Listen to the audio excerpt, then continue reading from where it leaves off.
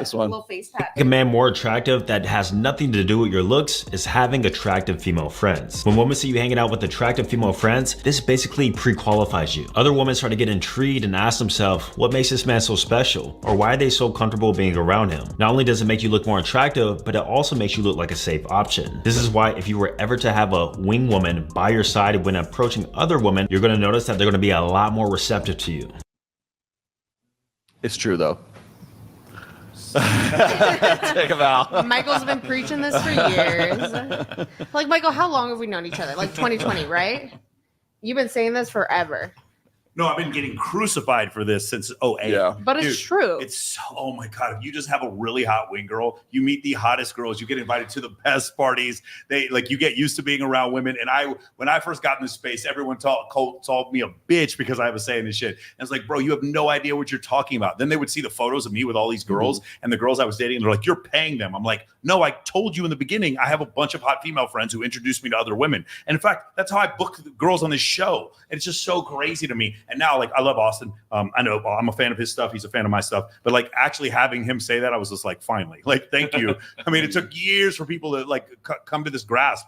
Dan Bilzerian, he would throw these incredible Ignite parties. Greatest parties of all time I've ever been to is the Ignite parties he used to have at his house in Bel Air. And he had two girls. One of them was named oh gosh, I forgot her name. One, Monisha Didica was one, and I forgot the other girl's name, Bianca Gezzi. And their job was to like they weren't sleeping with Dan. Their job was to like get girls to come to the party and actually sift out the ones that weren't attractive. That was their job. So using women to get other women to hang out with you has been something that guys have been doing forever.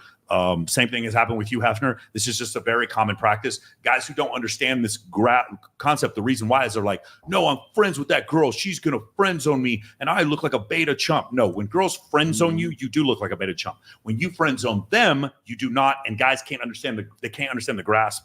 They can't grasp that concept because they're too Aspergery, they're too autistic, and they don't got a touch of the everything's black or white. The switch is either up or down, and they don't understand. No, if you friend zone a girl, it's totally fine. As opposed to a girlfriend zoning you. It's just one of the craziest things I've ever seen. No, it like opens so many doors when you have female like girls around you all the time that are like vouching for you, and they're like, I love that guy, I love hanging out with him, he's like such a good dude, feel safe, like connected. And then like other girls, when you tell them that you feel safe around these guys, then they're more. It's your marketing department. Yeah, exactly. They're more apt to like come and hang out because you have vouched for these guys, and you say. Your job, like if you're a guy and objectively you're a 4 out of 10, your physical attractiveness, you're a 4 out of 10. What happens is women will rate you as like a 1 or a 2 in an unfamiliar environment. In a familiar environment, though, if you have a really good personality or other things going for you, you could be a 5, 6, 7, or 8. In fact, there's a study from TCU, I believe it's TCU who did this study, where it was like a man will be 2 points higher if she sees photographs of him with other women. Mm-hmm. So the guy will go from a 4 to a 6, and it turns out you're really fucking funny. Now you're maybe a 7 or an 8, but you got her into a familiar environment. How'd you get into a familiar environment? Because you invited her over when you guys were going to do card night and drink tequila, but she didn't show up because you invited her. She showed up because 3 of her homegirls invited her. Exactly. It was 4 girls who I was friends with in Mexico who introduced me to the girl who became my girlfriend. They text me and be like, that girl you like is here, showed up, and they were all just bragging about me for half an hour before I showed up. Because that's what wing girls are supposed to do. Shout out to Alicia Barragan. Like, she was one of the girls who did it. Like, that's the thing. It's Max and Brittany Lee. Like, that's the way we met. If you ask her, she'll tell you that. That's the way it's supposed to work. Guys don't understand this concept. And because in general, this is the other difficulty I see. Men love women, but men love fucking women, but they don't like women in general. And what you'll find is the guys who I see who are really good with women. Thank you, Aaron Clary. Talk about like the guys who I see who are really good with women, like say Adam Sosnick. Myself, whenever I talk to Justin Waller about this, when I talk to you, our experiences with women are so positive that like we actually like women along with having sex with women. And because of that, if you guys want to see a great example of this, it's a fictional character, but look at David Duchovny playing Hank Moody in the show Californication. He loved women and he loved sleeping with women. And because he loved women, he was so much better with women than anyone else. Drugs, though. Wait, Michael, I have a question. So do you consider yourself a black belt with women? I mean, don't say that too loud. Kylie, I love you. No. Red belt. We all love you, Kylie. I don't have when I was single, I had no trouble at all. No. So you were a black belt. I would say, yeah, pretty good. Yeah. So He's a sensei. So you're tired of the black belt. Okay. Buddha. Yeah, as a word, as far as marketing goes, also girls, if they know that, they Speaking also of the can be intimidated because they're like, oh, this guy's, he's not on the, like, if they're looking for the like stable like guy that's got low body count, have all these expectations, but they perceive you as, well, he's got game. So I don't think women want guys with a low body count. Nope, we don't. We want Yeah, I guys. don't- Not too. I don't think women care about that at all. Yeah. No. I mean, I'm kind of evidence of that.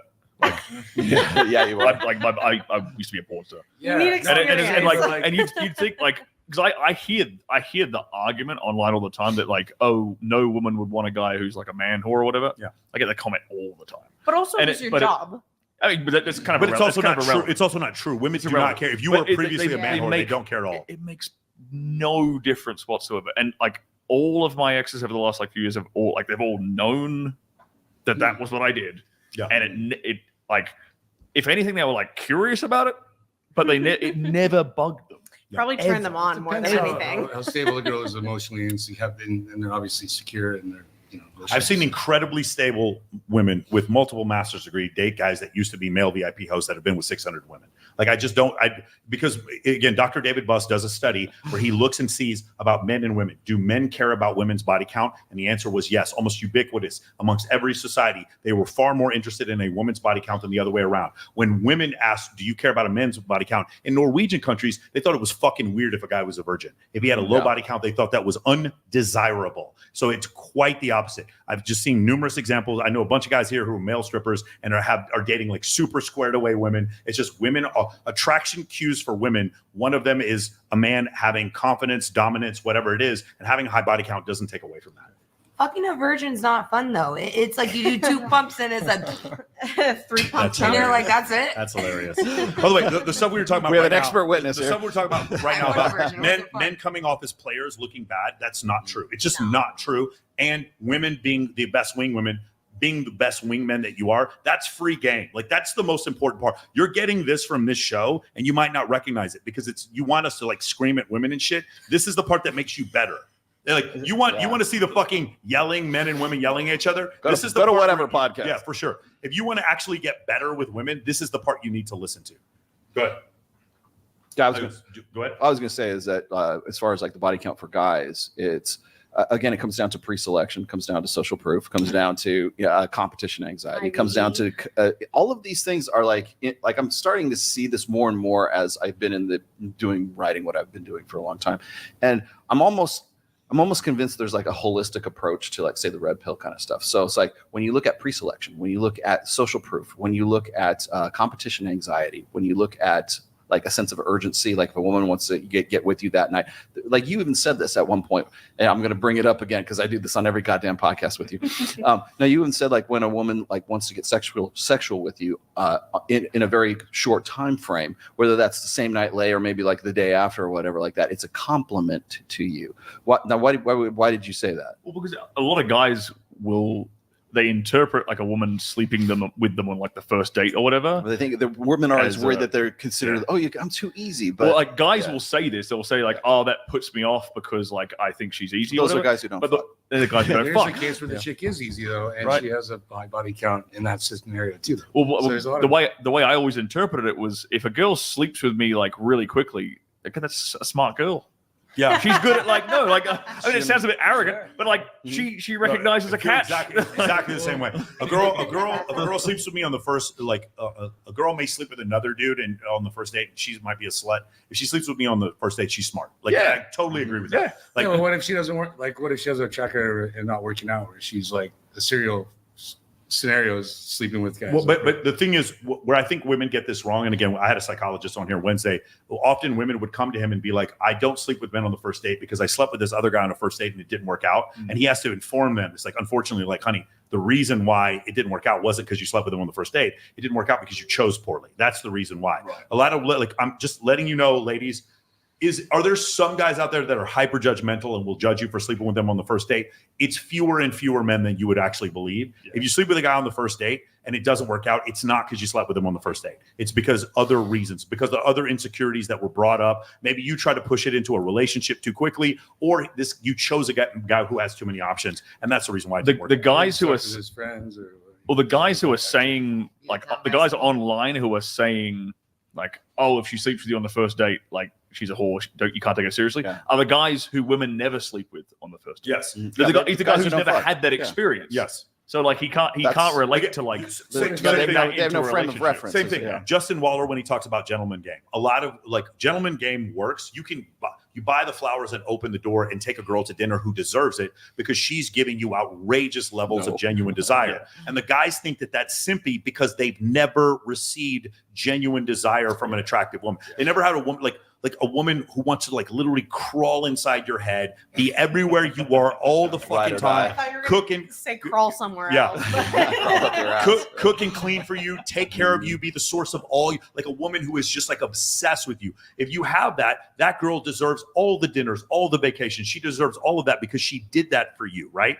But because most guys have never experienced that, then they're like, oh, you open a door for a woman? Fuck that. Teach that 304 a fucking lesson. Like that's what they're like, what, bro? Like, are you serious? Dude, but then I you would realize hold If the it's the door right open. girl, I mean, it's not like I'll hold the door even if open you have a for lot of anybody. options and it's the right girl, it's like sometimes nice to treat a woman. no, you should. Class. Like if a woman did, like, no, my whole thing is if a woman deserves it, They're give sending her a the bigger world. message, But if she yeah. doesn't deserve it, you shouldn't. That's the whole point. Like, So and by the if way, you don't find be out mean that to girl her. was, somewhat sketchy after the fact. You got Yeah. through that process. So that's I think you being like those gentlemanly things, like you can use as like a litmus test For sure. because if like I open a door for a girl, how she responds to that, it tells me a lot about her. Yeah, like a girl, like I opened the door for somebody one time and they were like, I don't need you to open the door for me. Like and I that. was like, Yeah.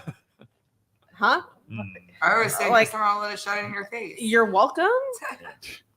Whereas like somebody's just holding the door when you go, Yeah, thank but you. like, if a woman did that, like, where's the mechanism for me to lead in a relationship or for us to even have a No, relationship? you're not- you wouldn't even talk to You've her. eliminated that mechanism. It goes Yeah. back. Yeah, you've already eliminated. It's very simple. When a man on a first date starts saying, "I'm looking for a wife and kids," well, she just wanted to fuck it. That's not going to happen now. You threw that out the fucking door. Men should never be the ones mentioning what are we or this should be a relationship. That should always be Are women. we official? Isn't that like a red flag? The A what huge are we red flag. conversation? Yeah, no, the what are we flag, the what are we conversation should just be from women.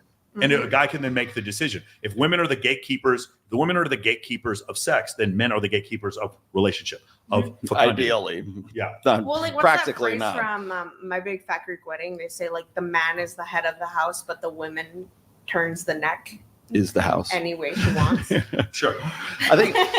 Now, correct me if I'm wrong. I'm gonna. exclusive or not, and you have the, and you already being intimate, and you're doing all these things. You're dating this girl. Don't worry about it, babe. Yeah, you don't. I mean, the word exclusive to me is like either it's like what's going on. You don't need the classification or the clarity on that.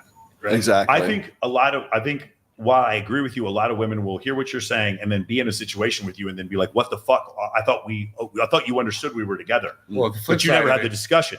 Yeah, well, what if the girl's sleeping around in the middle of the process? Yeah. and then she's like, hey, I want to be exclusive. And you're like, hey, just Bye. let things play out. As you can see, we're in a situation, and it's evolving. But Well, would you want your girl to be hooking up with other guys like as you're getting to know each other? Obviously not. no, that's Talking Yeah. to my- obviously not. Most guys with options, if you're dating a girl and you want to settle down with her and you find out she's hooking up with several other guys, I'm just gonna be like, I have a different option. I'm just gonna choose a different option than this one. This is like, Yeah. because I want genuine desire. And this is pretty undeniable at this point. Like women, when they cheat in a relationship, are far more likely to fall in love with their affair partner than men are. Sex, even Sadia Khan, she was talking about this one time, is like when men and women cheat, it's bad in both cases. But if a woman had a really good time with the person that she slept with, then it's going to be harder for her to come back into the relationship and to fix a relationship. Because she'll If a feel like man- she's cheating on the guy that Yes. she was with. Now. If a man has a really great time having sex with some woman he doesn't care about, he can definitely come back to the relationship and everything can be repaired. Yeah, for men it's just sex, but for women it's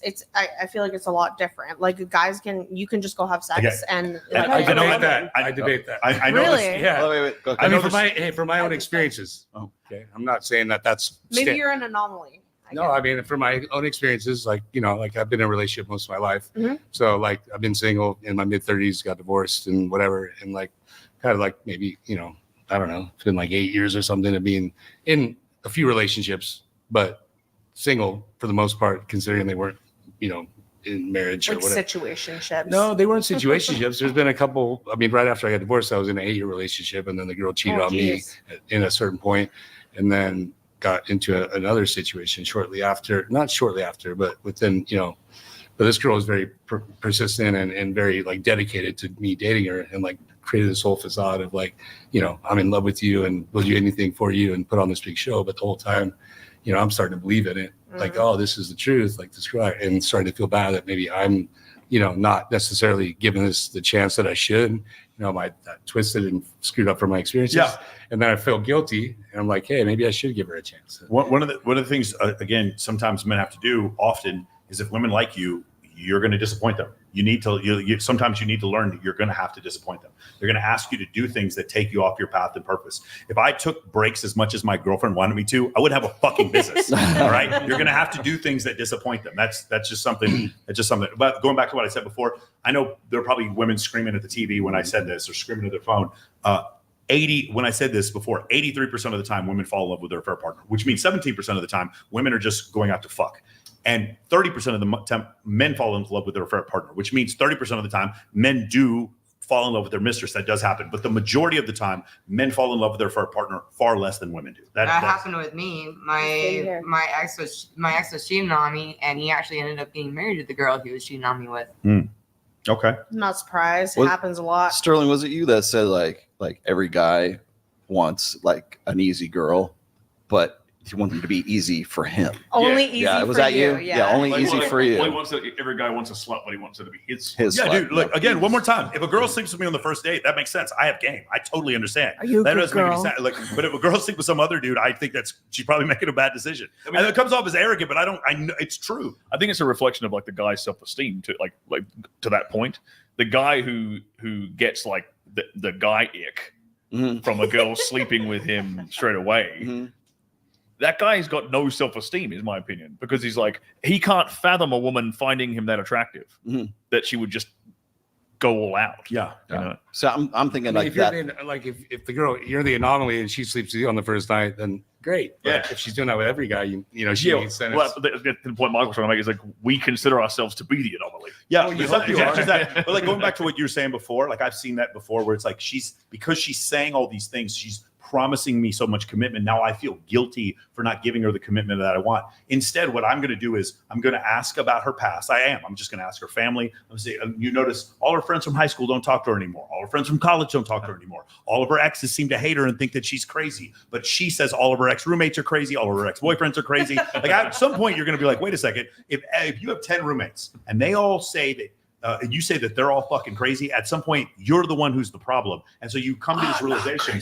So you talk to the girl and you start saying, okay, how much stimulus does she need in order to feel validated? If I do everything for her and she still needs more stimulus, and all of her exes say that she's fucking crazy, at some point it doesn't matter how much she tells me she wants to commit. At some point I need to come to the realization that I'm dealing with somebody who says one thing and does something else. And that's a problem. That's a problem right there. Was that rule number 6? Rule number 1, we don't listen to the words. We only pay attention to people's actions. That's rule number 1. We don't listen to the words. Yep. Which one do you want? Let's do. Are you sick of dating apps and want a genuine way of meeting high-quality women? Click the link in the description and I'll send you my high-status networking playbook for free so you can start meeting high-quality women today.